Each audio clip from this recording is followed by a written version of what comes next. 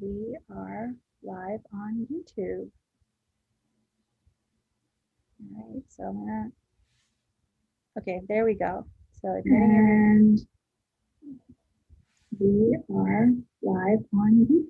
All right, I'm gonna have to, okay, sorry. Guys, I know I just let everyone in and I'm just trying to, technology is a funny thing. It's just when you're trying to work with a few different platforms, it can be challenging. So I just posted us live on YouTube. I'm super excited for today's chat with Martin. Martin, I've seen you. We had a conversation actually just like an hour ago about talking to strangers online, and I actually found you on my feed and reached out to you because your message kind of really resonated with a lot of the stuff that we talk about in the community, and it kind of really wanted you to share that about with your background in marketing and all the work that you do with career therapy. And I just learned that you also work and consult with the Muse, which is awesome. And of course, you work with GA as well. So there's a lot of experience there that I'm excited to share with our audience and our developers. But yeah, I know this topic is one that's kind of close to my heart in terms of perfecting your post-grad pitch, and more really about that tell me your story and what that means and how can we kind of like bring that better, and how to truly answer that without stumping, and making sure that you set the stage right as the interview progresses. Absolutely. And I'm really excited to be here. So thanks for having me. There's so much that we can dig into here today. And we've got a whole presentation for y'all, but by all means, interrupt, ask questions. I want to make this as interactive as we can. So thanks so much for having me. Yeah, absolutely. I guess, are you, if you don't mind just introducing yourself a little bit? I'm sure you already have that in your slide. Yeah, right here. Well, my name is Martin Mcgovern, and as was sort of mentioned, I come from the marketing and advertising world prior to being a career coach and working in education. Basically, what I was doing back in the day was helping credit card companies and different businesses around the world use behavioral psychology to get money from all of you. And as I was doing that, I realized I loved behavioral psychology, what makes people tick, why we do what we do. And I started getting involved in the education side of things and realized that all of these same tactics, all of this communication, sort of knowledge and ability can be reverse engineered to help you get money back from these companies. So super excited to share some of those insights and how to maybe think a little bit more like a company, or at least put yourself in their shoes so you know what they're looking for when you're going out and job searching. I think there's a bit of a disconnect between a lot of what we see online around like passion and fulfillment and then the practical mechanics of getting a job. And so hopefully we'll be able to merge some of those things here today. I've worked with lots of different schools and organizations, from the Muse to boot camps around the country. And I run my own business, Career Therapy, where I help people with, as it says up here, the emotional and promotional sides of the job search. So super excited to chat with you all today and share what we've got going on. Yeah, absolutely. I loved what you said there about putting yourself, sort of understanding the company side of things, because often when we're looking for work, we feel frustrated because we don't understand exactly what it is. That process feels blind, right? We'll send out the application and it almost feels like it goes into a black box. Oh yeah. And you get a response back, and then they'll send you some sort of automated test, or sometimes you feel even like super lucky when they just call you and they just want to chat with you for a couple of minutes, but it's not a technical call. They want to talk. Mm-hmm. And I feel, especially I love everything about your introduction about reverse engineering, and the fact that you've helped companies understand behavioral psychology and sort of how to like think about it from the other user's perspective, and how can we channel that in our job search. So without further ado, please share your insights with us, and the stage is yours. Sure thing. Well, thanks again for having me. I'd love to just get a sense from the room. Feel free to come off mute, share your show your faces, and just let me know, like, when it comes to telling your story in the job search and pitching and all these different things that we're going to touch on today. Where do you get the most nervous? What is it that freaks you out the most, or stresses you out the most when it comes to the job search? Love to get a couple ideas from folks here.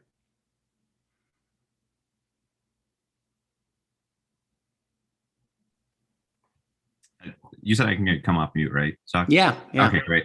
Yeah, I think one of the biggest things is like meeting the criteria. So I actually just finished the General Assembly course for the software engineering, and it's super intimidating to kind of look for a job when the requirements are, even for entry level, it's like 2 to 3 minimum years of experience, bachelor's or master's preferred in computer science, and just a wealth of just experience in all these other kind of languages and things like that. So as someone new to applying for jobs, it's kind of scary, because it's like, okay, how can I compete with that when, especially when on LinkedIn you'll see, hundreds of other applicants applying. So it can be discouraging. So I think that's the biggest issue. And I know a lot of people deal with that issue as well. But that's definitely a hurdle to get over. I appreciate you sharing that, because that is one of the biggest things, that 3 years experience.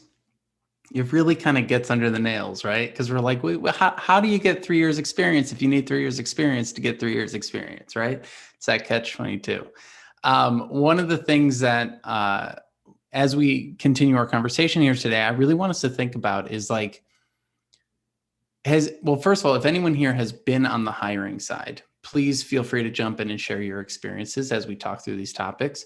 But if you haven't, just put yourself in the shoes of someone who is trying to put together a job description, who's trying to who is assigned by their boss at 5 p.m. the day before to put together a job description for this role, right? Maybe that person isn't even technical. Maybe they've never worked in that role. Maybe they're in HR, right? Maybe they don't know what the requirements are. So they go and they look at other job descriptions online, right? They maybe interview a few people in the company and say, what are you looking for? And everyone has a little bit something different that they're looking for, right? When a company writes a job description, what they're sort of putting together is like a dating profile, where they're maybe over exaggerating a little bit what they want and what they need, right? If you were to ask someone, give me the list of all the attributes you want in your future partner, it's like, okay, well, how many of those attributes are you actually going to find in a real person, right? Probably only a percentage of them.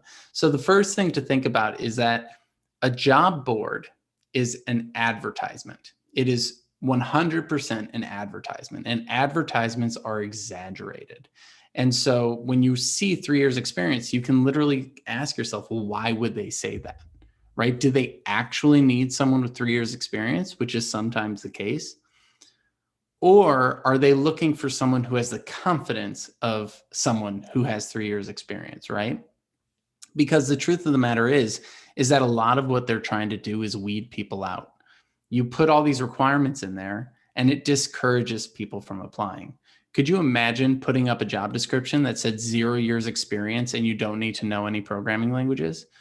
I mean, that's what those like really crummy marketing schemes do. They're like, no experience required. You'll get a job in 2 days. And like everyone pays them money, right?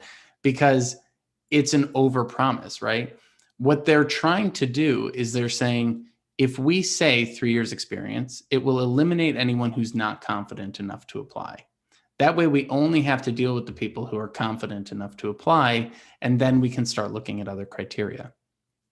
The other thing to remember about this is that the way companies hire is not through job boards primarily. The way companies hire is they say, who in our company can do this so we don't have to pay anyone extra? That's the first question they ask. And they go around the company and they try and find someone to do it. If they can't find someone, then they say, who in our company knows someone who could do this? And that's where there's referral bonuses and, internal referrals and all these different things set up in order to get the best possible hire. If they can't find someone through that, then they go to recruiters and then they go to job boards. So you're already starting in the most competitive, difficult space. And then you're also giving yourself too much pressure to meet all the things in the job description. And so, I had someone who was like, well, I don't have these 3 things. And I looked at the listing and it said nice to haves or optional. And I'm like, you're disqualifying yourself for the optional things. Like, let's at least disqualify ourselves for the required things, right? So 3 years experience is literally just something that we need to ignore and apply anyway. If it is the title that you're interested in and it's a company that you want to apply to, go for it. You really only need about 60% of what is listed in those advertisements. And then the rest is going to be the legwork of networking, a good resume, a good cover letter, things like that. I hope that touches on some of the concerns you have, and we can always, of course, come back around and go deeper throughout the conversation here. Yeah, it did. Thank you. Yeah, we have a couple things in the chat here. One is, what is the best way to market yourself as someone relatively new but seeking an entry-level developer position? The key here is to stop thinking about yourself as someone new. Oddly enough, we need to think of ourselves as someone with a certain set of skills, looking to apply those skills to a very specific problem that a company has. The company doesn't care so much about your entry-level new career transition status. They care about your understanding of their problem and ability to solve it, right? So the only question should be, how much should you get paid and how many hours should you work? And should you be paired with someone more experienced? It's not, can you do it or can you not, right? They care more about the potential than the experience. Now, that's not always the case. Some people care about experience, and honestly, they're going to get someone who has like 5 years experience, and that person's going to want a lot more money, or might be an a-hole, and that's like they're just going off their experience. Who knows what the thing is, right? There's a lot of issues that companies go through too. But the key thing here is the best way to market yourself is to stop thinking about the years of experience, which is what everything on the internet tells you to think about, but ignore it, and start thinking about, what is the way that my skills improve a business's bottom line? If you can communicate that, they will overlook your years of experience because they know that you care about making the company succeed. The big difference between people who get caught up in their experience and people that get caught up that actually get the job is that one group says, I understand the value of what I've learned and how to use it to build a business. And the other group goes, I've just learned things and I hope someone gives me a job, right? So if I were to ask you, how does your role impact the bottom line of the business? What would be your answer? And that's something we'll talk about today as well. Like for instance, I know as a career coach, the main things that I'm focused on is placement numbers, tracking student data, and creating really positive interactions with people so that they think highly of the organization as they're going through the roughest part of the process, which is the job search, right?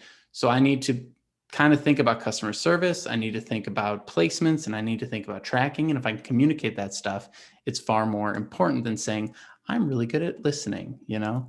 Listening is important, but it doesn't tie to the bottom line, right? So I'm seeing you nod a lot, Phil. What are your thoughts there? Yeah, just listening and agreeing with everything you're saying. Yeah, it all makes sense. Yeah, this is really helpful. Wonderful. So another question here is, one of the hurdles is personality questions. During the first interview round, I had someone ask what my thoughts were on Taylor Swift. Interesting. During the first round interview, I'm not a fan. And I was honest, but I'm like, uh-oh, maybe I should have lied. That is the oddest thing I've heard in a while. So interesting. If someone were to ask me my opinion on Taylor Swift, what I would say is she uses social media really well in building her business. Not because I actually care about Taylor Swift, but because I'm trying to signal to them that I understand how things play into building businesses. You don't need to run a business to understand how a business works. And what employers are looking for is, does this person understand why their role is valuable? Right? And most people can't articulate it, right? So if you work in marketing or sales, it's pretty clear. Why is your role valuable? I let people know about the company and I try and sell them products, right? But if you're a UX person, what is the value you bring to a business? Does anyone have any ideas of what value a UX person brings to a business? What are your thoughts?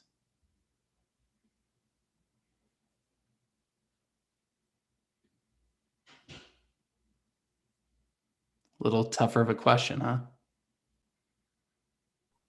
I feel like it kind of brings the image or like the aesthetic of what the company is kind of trying to show or Exactly. represent. So you improve the aesthetic. What does an improved aesthetic do to a customer? What does it make them think? Go ahead. Keeps them engaged. Keeps them engaged. So engagement is a metric that a company cares about.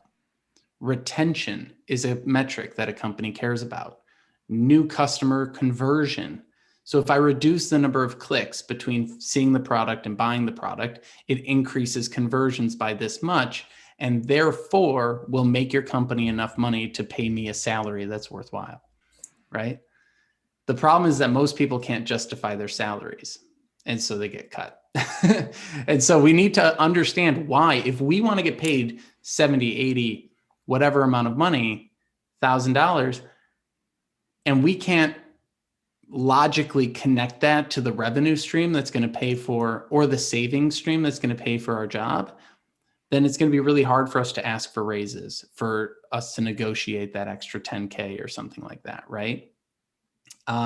So, I work with a lot of people in cybersecurity, and they're like, well, I don't know, we're not a money maker. We're kind of an expense to the business. And I go, until they get audited, until they get a compliance ding and they get fined, until they get hacked, like, what is the time saving? What is the potential reputation damage that you fix? Like, what are all these different things that you actually will help a business with? Because I guarantee they're sitting down and Googling, why should I hire a front-end developer? Why should I hire a UX person? Why should I hire a security person? Because they have to put together a budget and justify the cost too. Thanks, Navi. I'm looking at your chats there.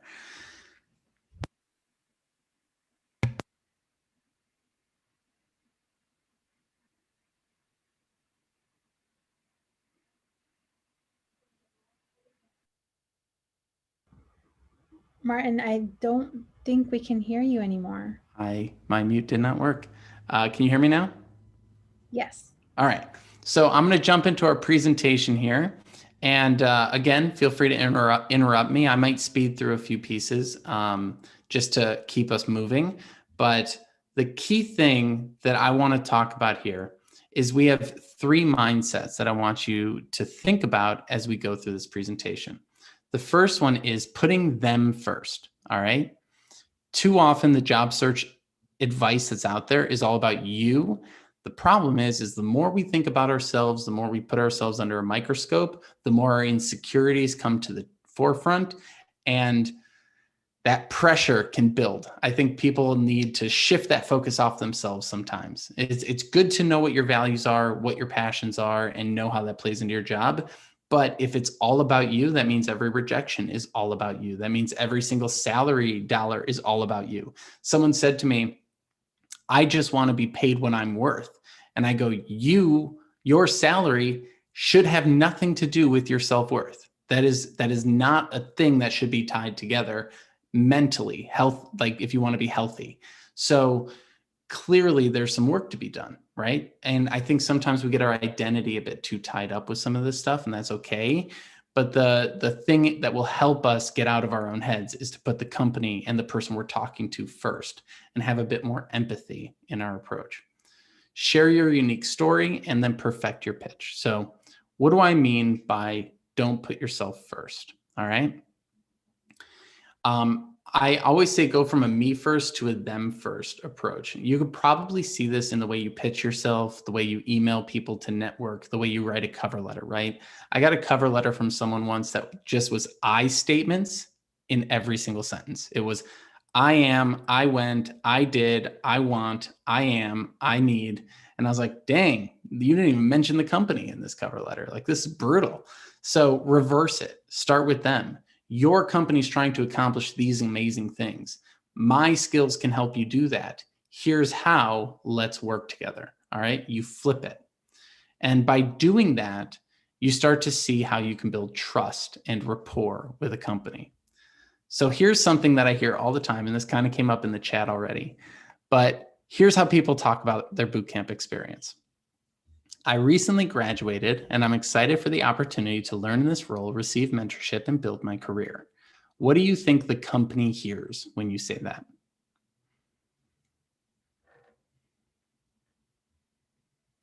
You're inexperienced in a way. Hi, I'm inexperienced, unemployed. I need you to teach me, and I'm going to cost this company a lot of money. I'm going to learn a bunch of stuff, and then I'm going to go somewhere else. You don't want to signal negative things to the company. What we want to say is, what do they care about? What are their goals? Why are they hiring? Do you even know why they're hiring for this role? Or are you just in there trying to sound impressive with a bunch of buzzwords, right? Put yourself in the shoes of the person that's hiring and say, what do they care about? And remember, people who are hiring are not infallible, all right? They are likely having this added to their plate of already too much to do, and they're not trained in hiring. And so a big thing that's going to happen is we're going to get our ego bruised throughout this process. We're going to go, I can't believe they didn't read my resume before they brought me in for the interview. I was sitting in there trying to explain to them my past, and they looked at me like they'd never even read my name before. And I always say, they probably haven't. They probably went to Google 10 minutes before this meeting, downloaded a list of interview questions, and ran to the meeting. And the reason they asked you the question, tell me about yourself, isn't because they're like playing some psychological game with you, but it's because they literally don't know how to start the conversation. So they're saying, can you kick this off? Because I'm stressed out right now. And then you can say to yourself, well, how do I want to start this conversation? Instead of how do I impress this person, right? How do I make them feel comfortable as I kick things off? How do I put things into context for them so that they're not trying to play catch up throughout this conversation? And we can really start, again, building that rapport and building that trust. So we've already sort of hit this. Funny that the Taylor Swift thing came up. Now I got a Taylor Swift slide. How interesting. But we don't want to make it all about me, right? We want to make it more about them. And these are the types of people you're going to come across: recruiters, hiring managers, CEOs, networking contacts. Each person's going to have their own incentives for helping, right? Some people, they just love to help. Some people, I've actually gotten a job once because someone said, I'm going to get you a job at my company because I want to get the referral bonus. Don't quit until you're there for 3 months. Otherwise, I lose my bonus. And if I lose my bonus, I can't go to Florida. And I really want to go to Florida. And I was like, okay, whatever. Yeah, sure. That works for me. Let's do it. Right. Everyone has their own incentives. Recruiters are incentivized not by job seekers, but by the commission they're going to get from a company. So they're less inclined to help entry-level people because entry-level people have tougher stories to tell and get paid less. So smaller commissions, more effort. Whereas they would probably more likely help people who are more senior, who have easier stories to tell and make more money, right? So when you're talking to a recruiter and they're not helping you and they ghost you, well, I guess that makes sense, right? Because I'm not exactly some big fish that they're going to make a ton of money off of. So it helps us be less offended, less stressed out, less ego bruised as we go through all of this.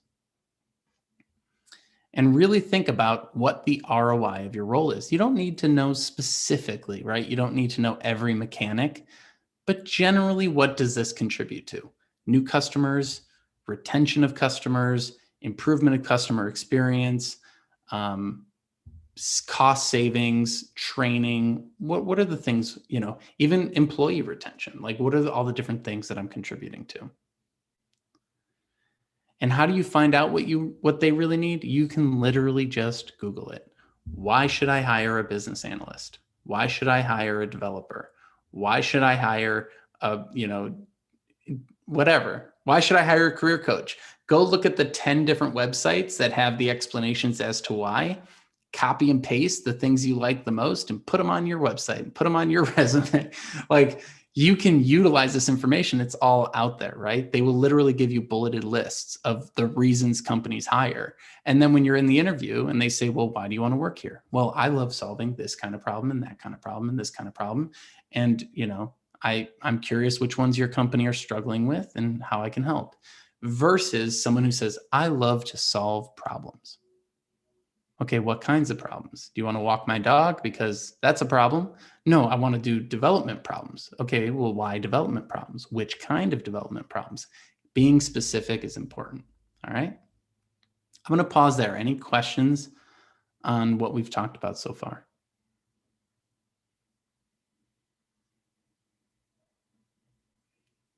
All right. Feel free to interrupt me at any point. So sell to them like they would sell to you. All right. So now we're getting into the messaging. Does Nike come up to you in their ads and say, hey, our shareholders want money. Please buy our shoes? It'd be a very strange ad. Shareholders need it, right? No, they say, do you like hiking? I love hiking. Do you is it slippery when you're hiking and it's raining out? Yes. These shoes protect you against slippage while hiking. Buy these shoes. All right. I've already committed to the idea that I like hiking and I don't want to slip. So now I got to buy these shoes, right? We're Supreme, right? Do you want to be able to flex your clout over your friends? Yes. Okay. Buy Supreme. It's pretty straightforward what these companies are selling. Supreme isn't selling buy our whatever junk that we just put a logo on today. Buy a brick that says Supreme because it's a brick. They're not selling the brick. They're selling the brand and the clout, right? So you got to know what you're selling. So would you please buy our shoes is not the way to go. So when I ask someone, why do you want a job? And they go, well, I got to pay my rent. I go, so does everyone. Why do you want this job? Well, because I want them to pay my rent. Not a good answer. Okay, why do you want this job at this company doing this thing? Well, I'm really curious about how artificial intelligence is going to impact this industry in the next 5 to 10 years. And I think this company is doing some cool stuff, and I want to bring my skills in to help them do that better. Boom, now we're on to something. And we already touched on this before, but job boards are billboards. They are advertisements. Do not take them literally. Take them figuratively. The number of people that I've coached who went in for one job and left with a totally different job because the company didn't know what they were really looking for is staggering. All right. Most of the time, companies are making an estimated guess to what they think they need rather than knowing exactly. And so there's a lot of flexibility in what's listed in these boards. And again, it's always important to ask a lot of questions and build rapport. This is why networking is so important. You can only Google so much. It's the best person you could possibly network with is someone who was recently laid off from a company that you want to work for. You will learn everything you need to know about their process, what's good, what's bad, and in between, versus someone who at the end of an interview says, how do you like working here? Terrible question for the end of an interview, because they're going to, of course, lie to you because they're representing the company right now. So they're going to be like, I love working here. And then they're like, I can't believe I had to do these interviews today when they get home, right? So keep in mind, like, context is important here. And the goal with all of this is to build trust, all right? And they want to trust you. They don't want to interview 10 more people. They want to get back to work. So when you show up for the interview and you're trying to sell yourself and do all these different things, it's important to realize that, like, your goal is not necessarily to get everything right and to avoid things going wrong, but instead to be curious and excited and helpful. My favorite things for folks to do is when they get rejected from a job, to respond by saying, I'm sorry that didn't work out, but I do know some senior people or some other folks that I could recommend for the role if you're open to introductions. Think of how much goodwill that builds for you, both with people in your network that you're going to recommend for a job that you didn't get, and the company who goes, even after rejecting this person, they're trying to help us. Oh my gosh, maybe we should have reconsidered that rejection and try and bring you in for something else. So there's always a way to be helpful, even if you don't end up in that role. And so trying to just build that rapport and build that trust is incredibly important. So as we go through the job search, what I'm looking for is really putting the company first. All right. You can spend a lifetime worrying about your passions and worrying about all those things, but right now you're trying to get a job. So take where you're at and leverage it to its optimal point, and then sell it in the way that they want to hear it. All right. Any questions on these 3 points before we move on to the next section?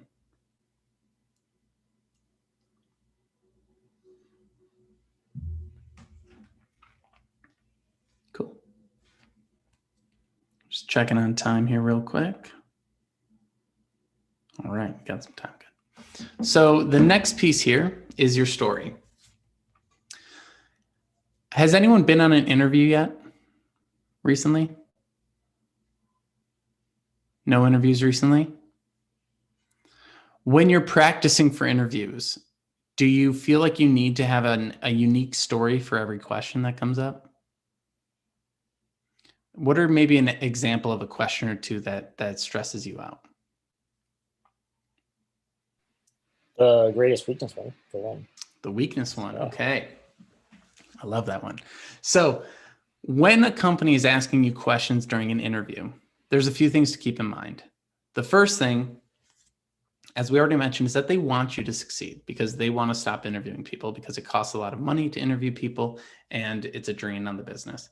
Now, they might want to not interview people and then still have to do it forever because the company's inefficient, but that's a whole different thing.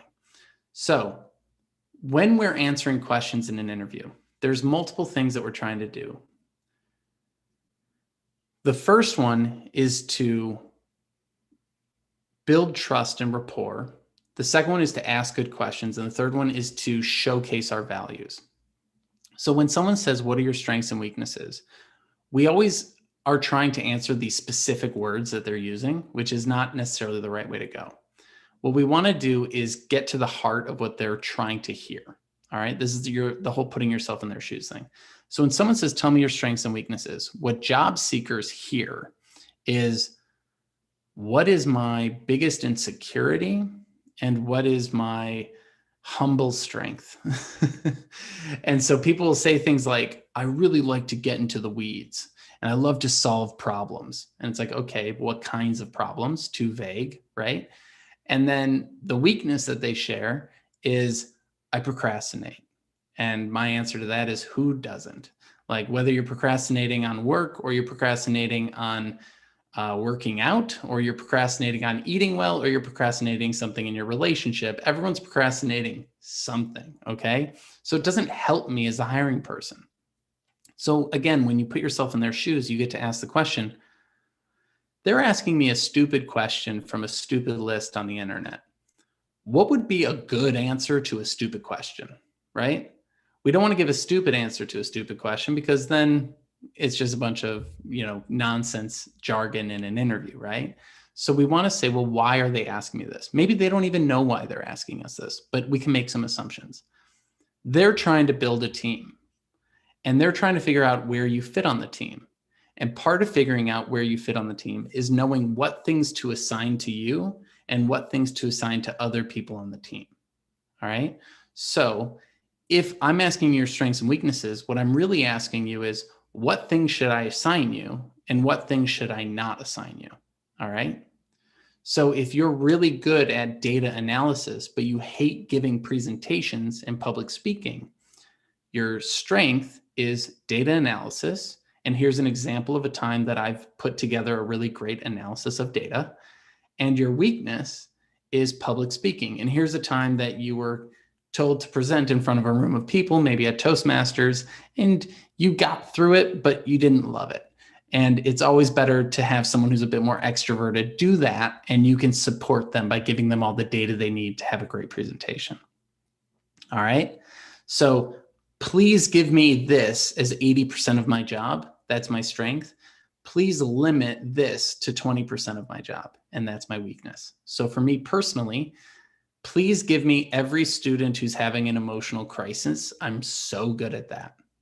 If someone's crying, if someone's freaking out, send them to me. Please don't have me do predictive models off of data. I've been asked to do that. I've been asked to predict when someone will get a job based on their job search activities. And I'm just not a mathematician like that. I can track things. I can hand that over to the data people, but please don't make me do the actual math. So for me, I need to be clear about that because I've been in roles where I wasn't. And all of a sudden I found 50% of my job was working in spreadsheets. And I was like, this is definitely not the right role for me, right? So think back through old jobs. What are the things that do matter or that you do want to spend your time on? And what are the things you don't? And make that your strengths and weaknesses rather than something from your insecurity, all right? And this plays into those stories, right? It's trying to let them know what you can do, what you've learned about yourself. Has anyone here heard the STAR method in storytelling? Situation, task, action, result. So you want to be specific and you want to tell specific stories. That's how you're going to be able to answer questions. And the key thing that the STAR method loses is the learning. So I did this and I learned this, and the learning is what you're going to take into the next role. So I always put an L at the end, the STARL, terrible acronym, but STARL method. All right. So I was at this place, situation. I had this problem, task. I took this action. I got this result. And what I learned from that experience is that in the future, I need to be thinking about these things when starting new projects. And I'm curious how that might play into this role. What are your thoughts? Now you're building rapport. Now you're building trust. Now you're showing your curiosity and your excitement. Okay. And again, we're not trying to get every answer right. We're trying to create a good tone in the interview and build a good rapport in the interview. And you can get things wrong, but still succeed in the interview all the time, right? Tell me about a time you've worked with X technology. Well, I haven't worked with X technology. Dead silence, awkward interview answer, right? Tell me about a time you worked with this technology. Well, I haven't worked with that technology specifically, but I've worked with these ones. And based on my knowledge of those, I could get up and running in 3 to 5 weeks. How essential is that technology to this role, and what are you trying to do with it? So I could better understand what I need to be learning before we start on day one. See the difference in those answers, even though they're essentially the same. So when we're telling our stories, you really only need about 4 to 5 good stories to tell in an interview. And then you just tell them from different perspectives. So here's my story of a time that I worked on this project. If they ask me tell me a time you showed leadership question, I'm going to tell the leadership part of that story. If they tell me about a time that you struggled with a coworker, I'm going to narrow in on that coworker struggle. If they ask me a strength and a weakness, I might say, here's my strength. An example of that is something from this project that I worked on, right?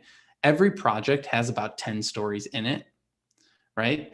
I could tell the story about the time that I stepped up in a leadership position, and I could never mention the conflicts that I had on the team while doing that. But if you ask me a follow-up question about a conflict, I could say, well, while I was stepping up into that leadership role, me and this one person had a bit of a tough time navigating that transition. And here's what happened, right? So you can break down big stories into smaller chunks. And that way you only really need to know 4 to 6 stories to answer dozens and dozens of questions. And I'm going to skip through these slides a little bit.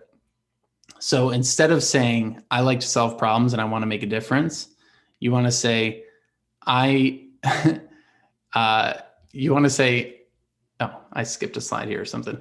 But what they hear is that you don't understand the value of your work. We've already gone over this. Tell me a time you struggled, a time you succeeded, a time you had conflict, and a time you showed leadership. If you have those 4 stories, you can build all the rest of the answers off of it.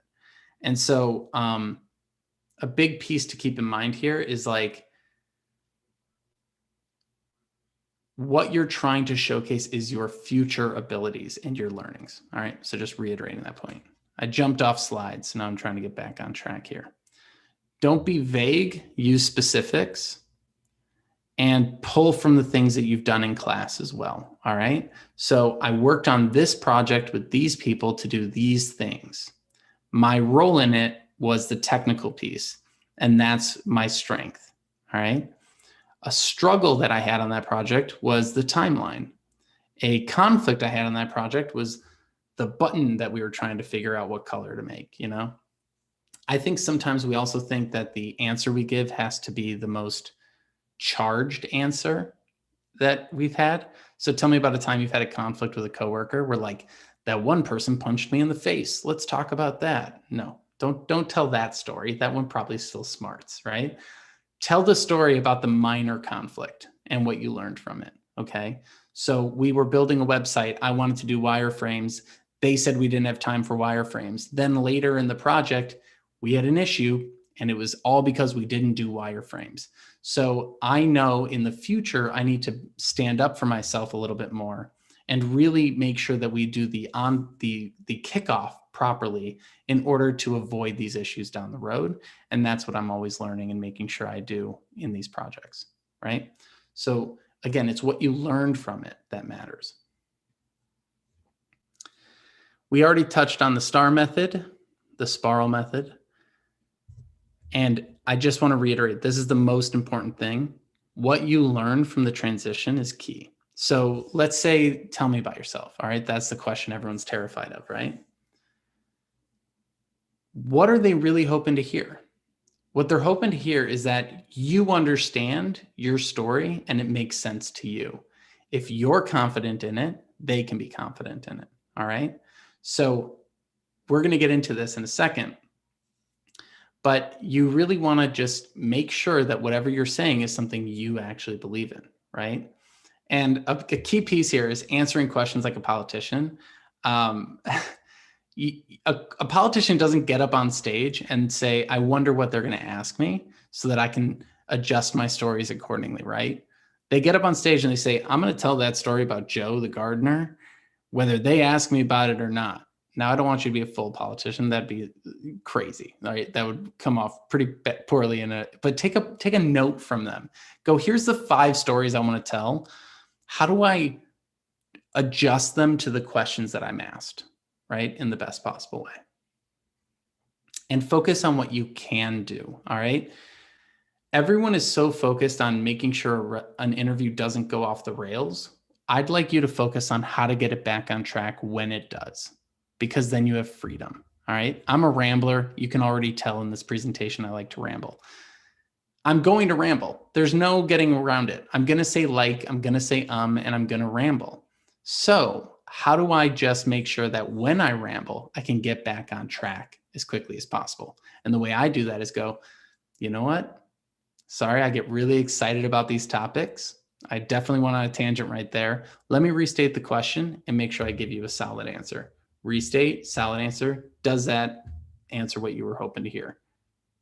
Yes. All right. Moving on to the next question. All right. So then you share your stories. So what are your top 4 to 6 struggles and successes? What did you learn from each of these? And how will they inform your future work? Now we're going to get into the pitch. And we've got about 10 minutes here, so I'm going to go quick. But there's some templates that I'm going to share with you in this section and different ways that you can play around with this. So what do you think you shouldn't say in your pitch?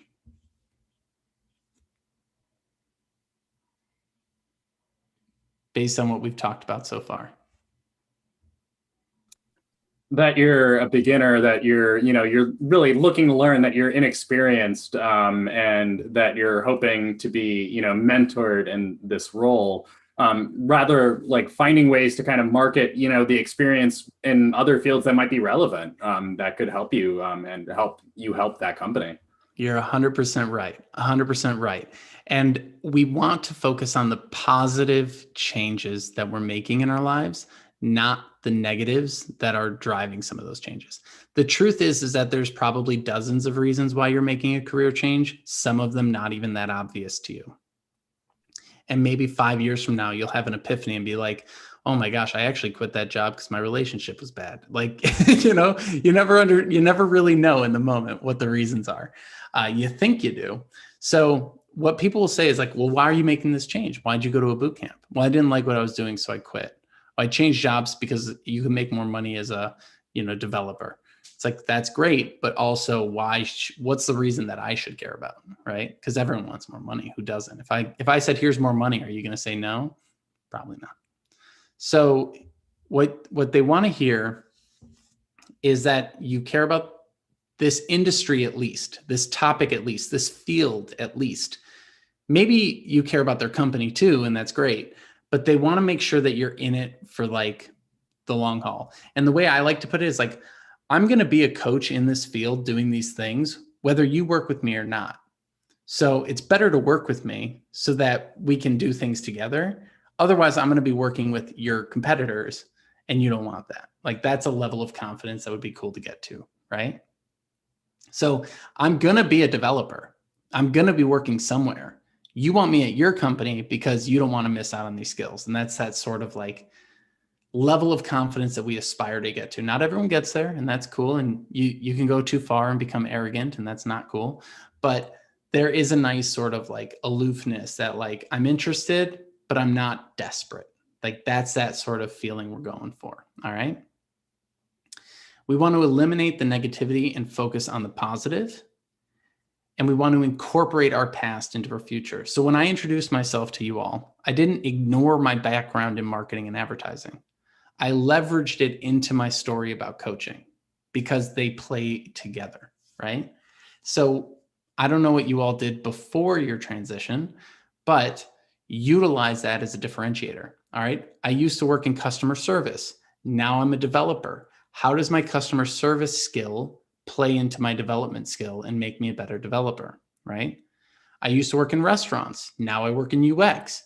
How can I pull some information from how I organize tables or like put together my schedule or whatever the thing was in order to better talk about my UX? Or maybe it's the conversations and research and ability to connect with people quickly, right? I take that from my customer service, and I can do user interviews really well, and merging those together, I'm really great at UX, right? So pull in from your past and then double down on the present, right? Lean into what you're capable of. Don't worry about the years of experience. Don't worry about justifying things. You're not in defense. A lot of people start in defensive mode. Try to go from defense to offense. Look, I understand I went to a boot camp. Here's what I learned in that boot camp. Here's how it helps you. Are you interested? Because it can help if you're interested. The problem is the hemming and hawing, and then they don't trust you because you don't trust you. So then they don't hire you, and they go with someone who seems more confident. Is this the most efficient way to hire? Probably not. But is this still how hiring is based on personality and rapport and all these different things? Yes. So we have to get good at this stuff. And project yourself into the future. So what I'm trying to do here is help you answer the tell me about yourself question. Here's what I did. Here's what I learned about myself doing that. Remember the learnings. I did this. I learned this. I now do this. I learned this. And here's how it helps you. All right. So again, using myself as an example, I worked in marketing. I learned I love behavioral science, behavioral psychology, and what makes people act the way they do. I applied that to the education space, which is why I'm now a coach, helping people market their skills instead of helping credit card companies get you to spend more on your interest rates, right? So same skill set applied differently makes my 5 to 10, whatever, how long have I been doing this? 5 to 7 years experience into 15. All right. Because it all builds on itself instead of, oh, well, I quit marketing and had to start everything from scratch and I don't want to talk about it. Please don't ever bring it up. Like, that would be so awkward and so weird. So here's a really simple pitch template for you as we wrap up our call. Merging a background in my previous work or previous education with my current work, I help companies accomplish these goals. Puts your background into your story, puts the focus on what your skills are today, and ties it to what they care about in the future. All right. So I think we have a minute or two. We do. Perfect. Try and put this together in the chat and share your version of the pitch in the chat if you can. I'll give you maybe 2 or 3 minutes here. So if you're truly stuck, let me know, and I'm happy to to help guide it as we chat through it. For anyone who needs an example, merging a background in customer service and web development, I help companies create amazing experiences for their users online. Now we can make that even more specific and talk about retention or talk about different things like that if we want, but this is the most high level version.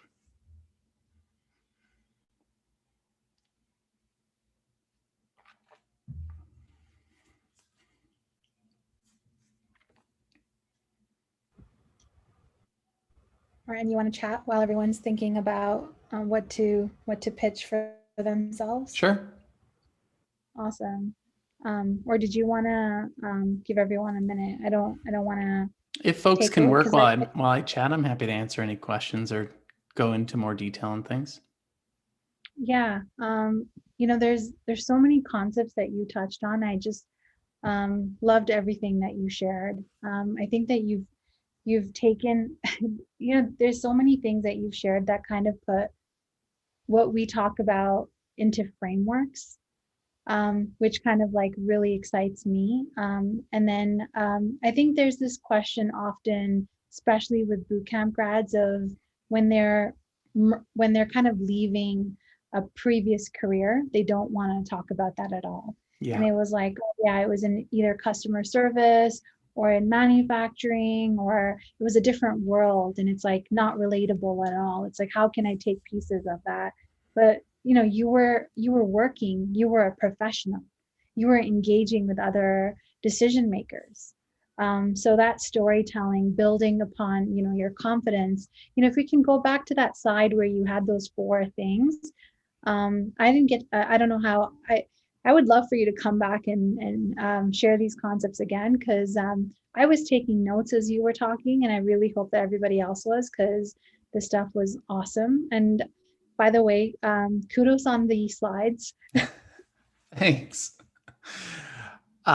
Which slide was it you wanted to see?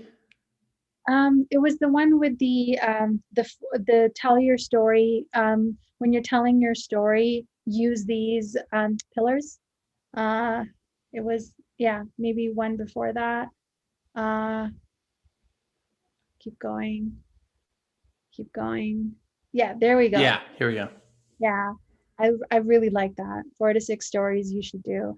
And this kind of goes into interview prep, of like, you know, I remember like, you know, we've done a lot of apprenticeships with at Mcgovern, and we've bought, you know, 10 developers from the community and kind of like been career catalysts for them.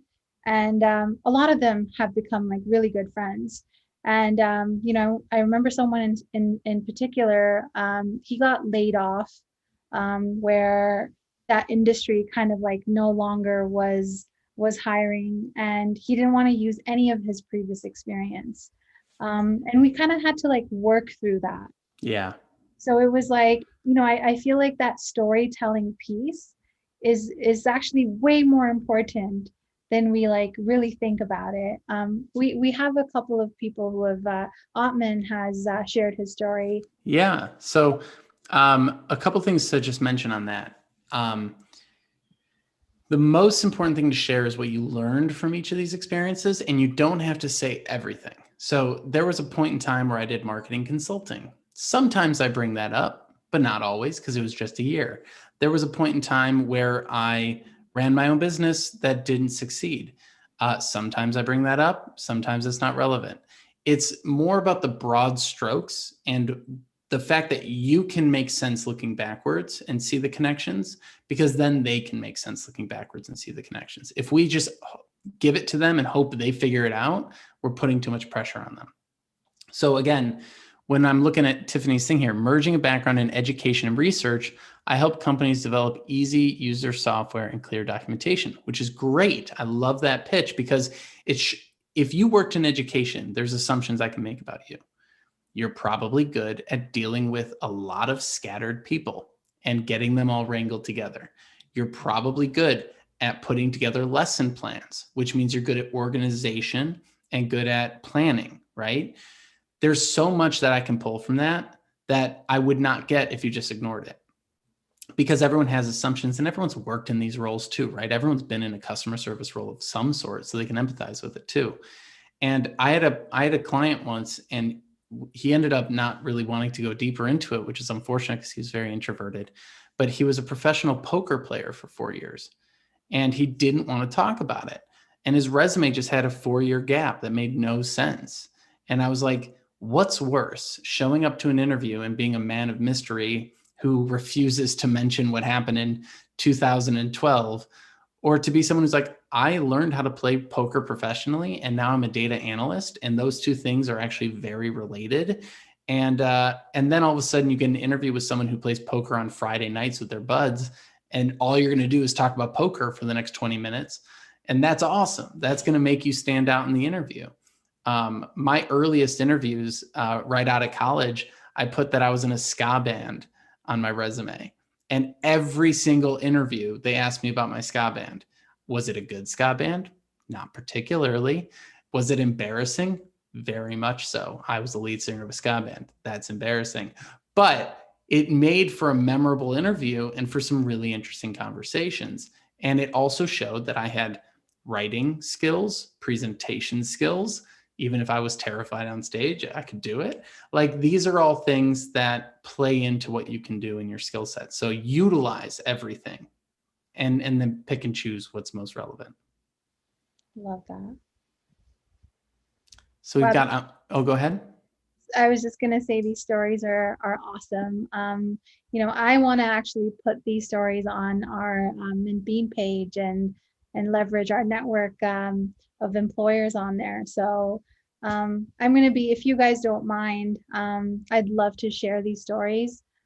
Just, if that's okay with everyone. If it's not, just say, no, please don't share my story in the chat and I won't share your story. I just wanted to say that. For sure. And then you can always put these pitches on your summary in your resume or on your LinkedIn about. And I would use it as like a very, very simple baseline to start thinking about how to answer questions. Like if you're at a networking event and someone says, hey, what's your deal? Right? Oh, well, I'm merging a background in these two things and I'm here because I'm interested in these topics, and like riff off of it. Like, you'll sound like a robot until you get comfortable, and then it'll get better. Like, I used to do the start with why thing, and it was like way over the top and kind of embarrassing for a few years. But now I kind of found my rhythm and I can introduce myself to pretty much anyone, and it's a lot nicer. So use this use the templates until you don't need them. But yeah, they are going to feel a bit robotic, just a heads up.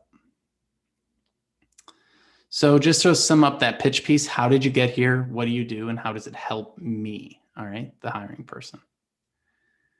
Any final questions before we wrap today? There's a question from Phil. But this is a really good one. Do you think adding a cover story, the video that goes over your profile pic on LinkedIn with a short 30-second just elevator pitch is worthwhile? It's a great question. Probably not going to move the needle a ton. I have one up there and I keep forgetting I have it up there, and then it scares me like a Harry Potter picture every time I see it. No one has reached out to me and been like, I saw your little 30-second video on LinkedIn. That was amazing. Like, it's just kind of there. Maybe it helps 1%, but it will not help the way networking will, or the way volunteering for things will, or the way sitting down and just convincing yourself you're capable of doing this job will. Like, if you don't believe you, how will anyone else, right?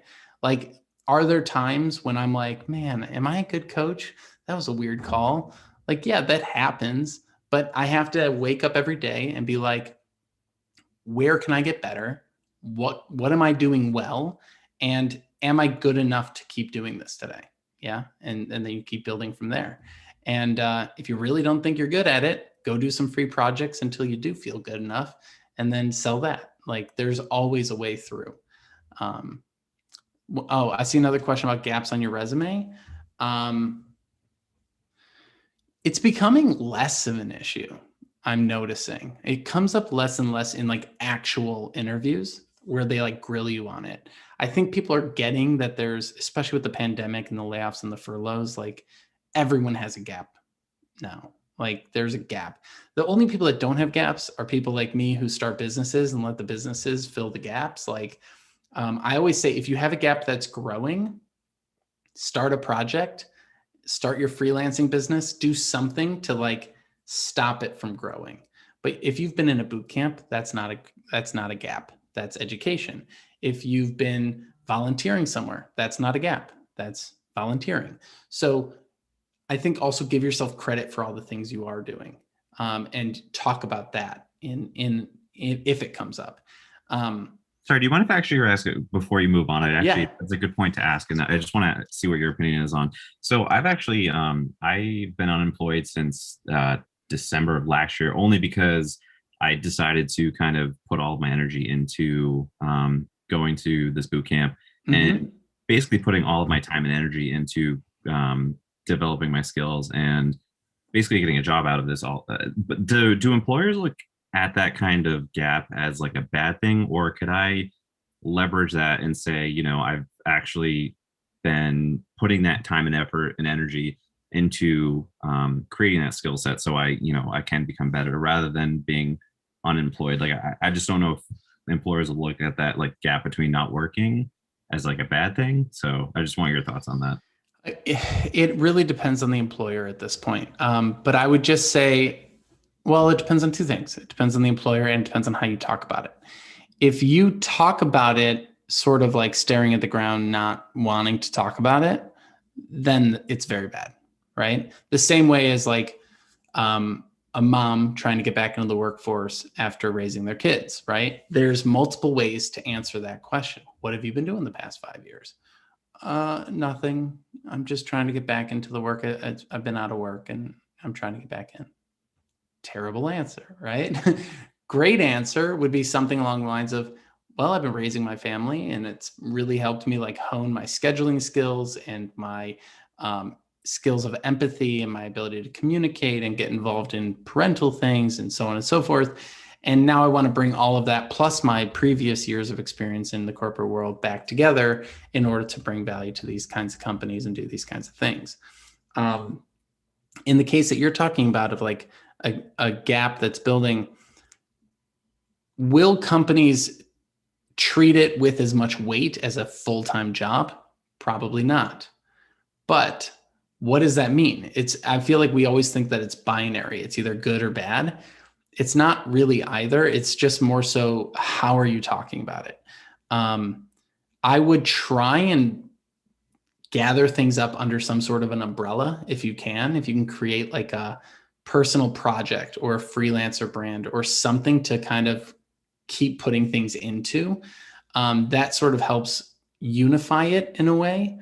And that might help you talk about it. It's like, well, for the past 6 months, I've been really focused on learning and development. So I kind of put it all under this sort of project of breaking into whatever. And what I've been doing is strategically meeting people in the field, volunteering for these things, taking these classes, building these projects. Here's some examples of what I've done. And what I've learned from this is X, Y, and Z, which I'm excited to bring to your company. So again, it's like, have you worked with this technology? You could say yes or no and just leave silence. Or you could say, I haven't. However, I do know these things and I could get up to speed. What is it you're looking for? And here's how I can fill that gap. Does that answer your question? Yeah, it does. Thank you. Cool. The gap one, I think, is more in your head than it is in theirs. Unless it's really, really big, in which case, we can talk. But a lot of times all you have to do is say, I was dealing with some personal things, family, medical, whatever. You don't have to disclose anything. And if they truly have a problem with it, that's a really big red flag for a company. But it's also just kind of, some companies care and some companies don't. I would say for the most part, if you sound like you know what you're doing and you're excited about helping them solve their company problems, they won't care so much about the past. Awesome. Thank you. And I think that's kind of a bigger point. I think we get really caught up on our past.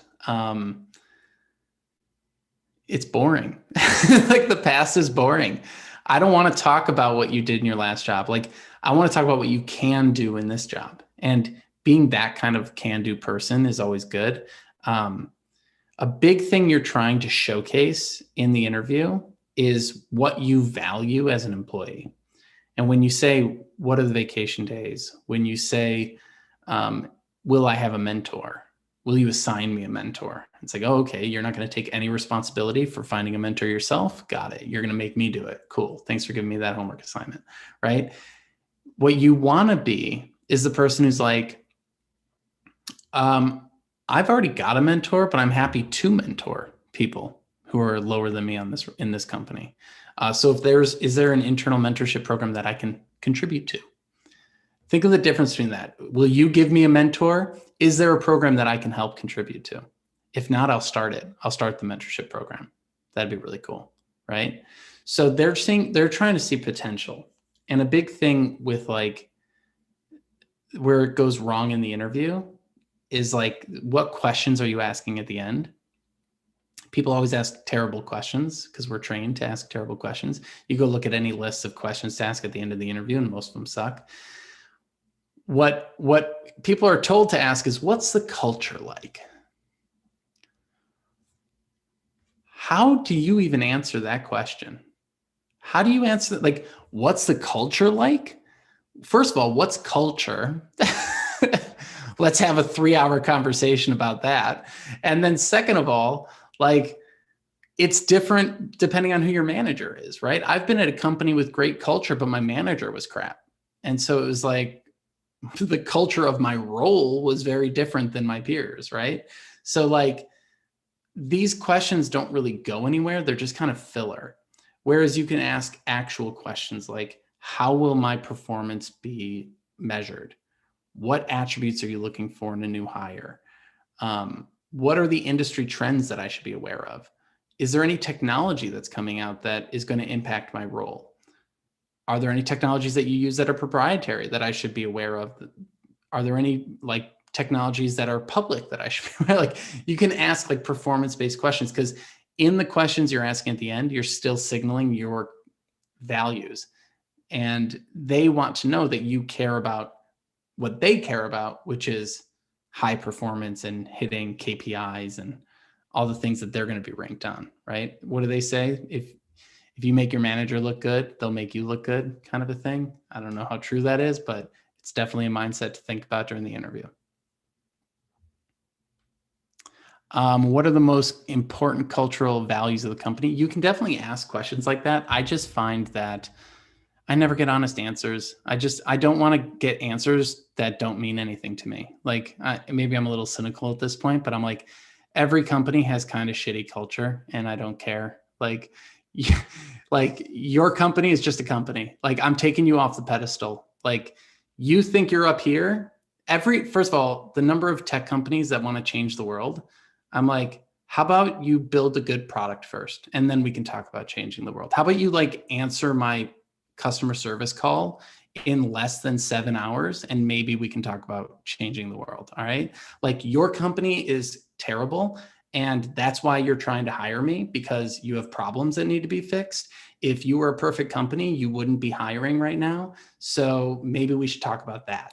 Like, what are your problems? I care about your problems. I don't care about what you're succeeding at. I don't care about what your mission statement is. I don't care about the $10,000 value statement that's posted on the wall that you make people recite at the beginning of meetings, because I've been at companies where they have been all about values until the shareholders needed more money. And then the whole company shifted. And then everyone got really angry in the comments of Slack about the values of the company changing. And then everyone quit. And I was like, you know what? Put that to the side. Can I do this? And can I get good results? Let's start there. And then if I really enjoy it, we can talk about improving the culture. Because the truth of the matter is that the culture is whatever you bring to it, right? If you're a shy introvert who doesn't talk to anyone, it doesn't matter what the culture is. If you're an extrovert who stomps over everyone, it doesn't matter what the culture is. What matters is how will you respond to the changes in culture over time, because no company is static. right? I had someone who was obsessed with working at Disney for this one specific person. We got them the job at Disney. A week after they started, that person quit and went to another company.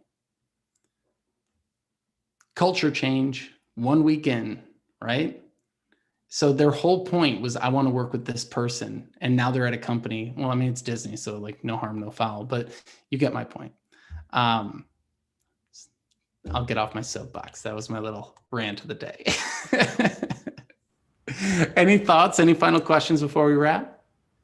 Dude, you're awesome. Like, honestly, like everything, I feel like everyone needs to rewatch everything that you've said. There's so much value. There's so much value. And you know, we have a lot of speakers that share these concepts, but I feel like you are just so real. And the fact that you come from a marketing background just puts it in perspective of like, you know, so just thank you. Just Thank so you. much. I really appreciate that. That's like overly kind. No, trust me. I get to I listen to a lot of these talks because, you know, of the community we run, and I get to bring in lots of experts, and I really get excited when an expert has something to say that kind of hits home and makes it real, and they're not just sort of saying it so that it's they're not just repeating like what that amplification on LinkedIn or Twitter or everywhere else is saying, but they have something to add.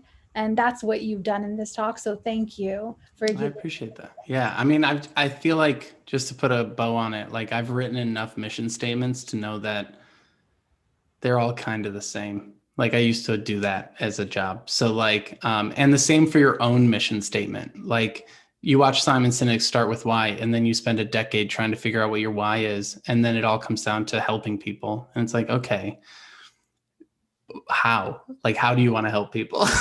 Like you still got to get back to the job. So not to denigrate any of that work, like obviously there's value in it, otherwise it wouldn't be a thing. But I find that in the job search it becomes a distraction, when in reality the most important thing is, does this person trust you to do the work?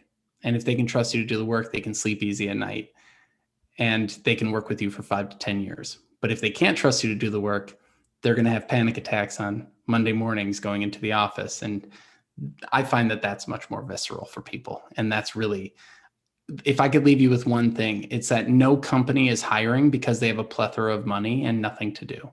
They're hiring because they have problems and they're running around with their hair on fire trying to put those fires out. So you might think that they're like this put together company, but really they're like literally putting up a thing that says, we don't know how to solve this. Can someone help? And that's the mindset we should be in. Wow, that's a powerful way to end this session. I'm going to be using a lot of the stories that were shared in the chat. Thank you so much, Martin. Really, really appreciate today's session. Thank you. Thanks for having me. Talk soon. Yeah, absolutely. Take care, everyone. Bye.